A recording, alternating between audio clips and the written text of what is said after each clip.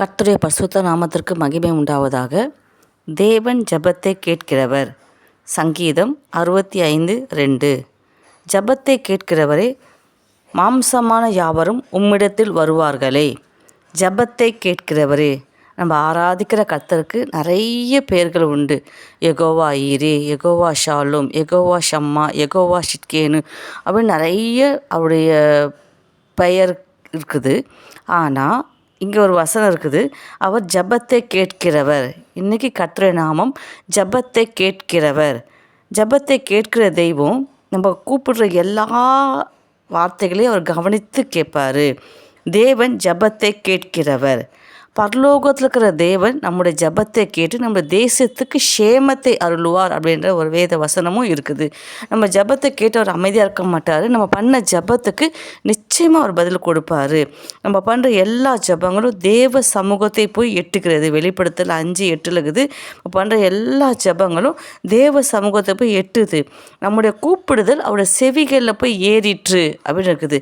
அப்போ நம்ம கூப்பிடும்போது அவர் கேட்டுட்டு அமைதியாக இருக்கிறவர் இல்லை, நம்ம கூப்பிடுற சத்தம் அவர் காதுகளில் போயிட்டு செவிகளில் போய் ஏறிட்டு கேட்டுட்டு அவர் என்ன பண்ணுறாருன்னா, தேவன் நமக்கு மறு உத்தரவு கொடுக்குறாரு. எந்த நோக்கத்திற்காக என் பிள்ளைனை நோக்கி கூப்பிடுச்சு, எந்த நோக்கத்துக்காக இவங்க ஜெபிச்சாங்க, எந்த நோக்கத்துக்காக அவங்க என்கிட்ட வந்து விண்ணப்பம் பண்ணாங்கன்னு அவர் கேட்டுட்டு நம்ம கேட்ட விண்ணப்பங்களுக்கும் ஜெபங்களுக்கும் அவர் மறு உத்தரவு அருள்கிறார். அவர் சொல்கிறாரு, நீ செய்த விண்ணப்பத்தை நான் கேட்டேன். தேவன் பிள்ளையின் சத்தத்தை கேட்டார். ஆகார் என்ன பண்ணாங்க, அந்த குழந்தைய போயிட்டு, ஐயோ இந்த குழந்தை அடுத்தனால பார்க்க முடியாது, குழந்தை சாகத்தால பார்க்க முடியாது, தள்ளி போயிட்டாங்க. ஆனால் நம்ம படைத்த தெய்வம், நம்ம ஆராதிக்கிற கர்த்தர் பிள்ளையின் சத்தத்தை கேட்டு அங்கே ஒரு நீரூற்றை புறப்பட பண்ணினார். இன்றைக்கும் தேவன் நம்முடைய ஜெபத்துக்கு நம்முடைய சத்தத்தை கேட்பார், நம்முடைய விண்ணப்பத்தை கேட்பார், நமக்கு மறு உத்தரவு கொடுப்பார். இஸ்ரவேல் புத்தருடைய பெருமூச்சை கேட்டு தேவனுடைய அடிமைத்தனத்திலிருந்து விடுதலை கொடுத்தாரு. அவங்கள சும்மா விடலை. அவங்க பண்ண பெருமூச்சை அவர் கேட்டுட்டு என்ன பண்ணார்னா, அன்றைய தினமே அணி அணியாய் ஜனங்கள் என்ன பண்ணாங்க, அந்த இடத்துல புறப்பட்டு போக கர்த்தர் கிருபை செஞ்சார். மோசேயின் மன்றாட்டை கேட்டு அந்த ஜனங்களுக்காக அவர் பகலில் மேக சமமாகவும் இரவில் அக்கினி சமமாகவும் வழி நடத்தி வந்தார். கர்த்தர் எலியாவின் சத்தத்தை கேட்டார். சாலமோனின் விண்ணப்பத்தை கேட்டு இஸ்ரவேல் மக்களை ஆளக்கூடிய கிருபையை சாலமோனுக்கு கர்த்தர் கொடுத்தாரு. நான் கர்த்தரை நோக்கி கூப்பிடுகையில் அவர் கேட்பார் என்ற வேத வார்த்தையின்படியாக எப்போ நம்ம கர்த்தரையும் காலையிலே என் சத்தத்தை கேட்டருளும். அதிகாலையில் எழுந்து கர்த்தரை நோக்கி நம்ம கூப்பிடும்போது நிச்சயமாக கர்த்தர் நம்முடைய எல்லா ஜெபங்களுக்கும் துரிதமாக பதில் கொடுப்பார். பரிசுத்த வானத்திலிருந்து நம்முடைய ஜெபத்தை கேட்பார் அப்படின்னு சங்கீதம் 20:6 சொல்லுது. இந்த ஏழை கூப்பிட்டான், கர்த்தர் கேட்டு அவனை எல்லா இக்கட்டுக்கும் நீங்களாக்கியவனை ரட்சித்தார். நம்மளை நோக்கி கூப்பிடுகிற ஒவ்வொரு பிள்ளைகளுடைய எல்லா இக்கட்டுகளுக்கும் கர்த்தர் நிச்சயமாக கேட்டு நம்மளை எல்லா தீங்குகளுக்கும் தீமைகளுக்கும் வன்கண்களுக்கும் பொறாமைகளுக்கும் நம்மளை விலக்கி மறைத்து கர்த்தர் பாதுகாப்பார்.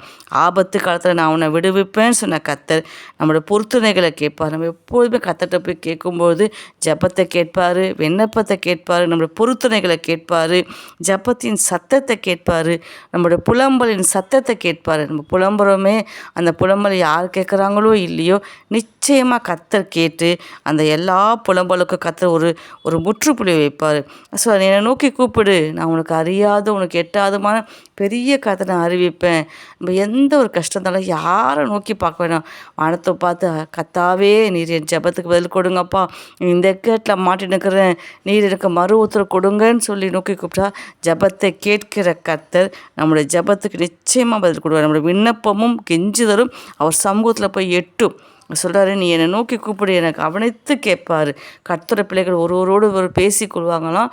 அவர் என்ன கவனித்து கேட்பார். அவங்க என்ன பேசுகிறாங்க, எதை குறித்து பேசுகிறாங்க, எதை குறித்து அவங்க வாதாடுறாங்க அப்படின்றது கர்த்தர் பிள்ளைகள் ஒருவரோடு ஒரு பேசிக்கொள்வது கர்த்தர் கவனித்து கேட்பார்.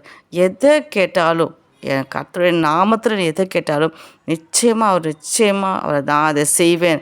யோவான் 14:14 சொல்லுது, என் நாமத்தில் எதை கேட்டாலும் நான் அதை செய்வேன்.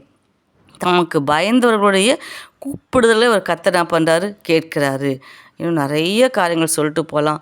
ஆனால் இன்றைக்கி நம்ம ஆராதிக்கிற கர்த்தர் நம்முடைய எல்லாருடைய ஜெபத்தை கேட்கிறவர். அல்லேலூயா.